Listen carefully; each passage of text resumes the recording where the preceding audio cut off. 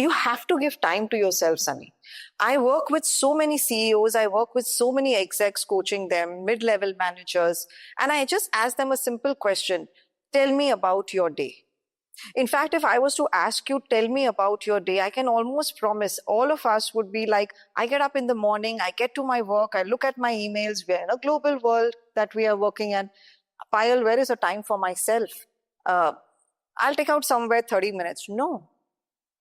You are the one who is creating the future. You're the one who wants to reach to the top. You're the one who wants to make things happen in your life.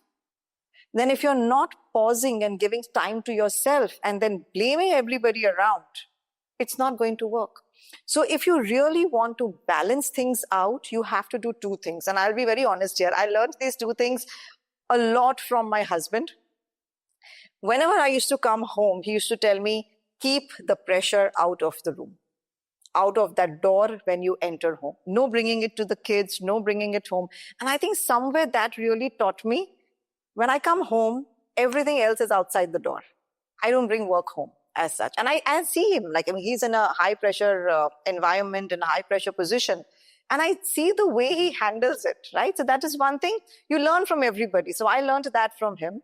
And the second thing I learned from my dad, which I write a lot in all of my books about him, you give your best. There is nothing but the best. Nothing means nothing. And you define what the best is. Don't let others decide that for you. And at the end of the day, just leave it.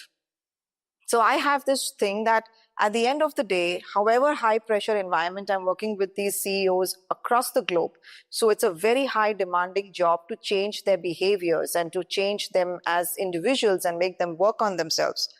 When I come home at the end of the day, before sleeping, I only ask myself one question. Did I do the best and hand it to the Lord and say, thank you?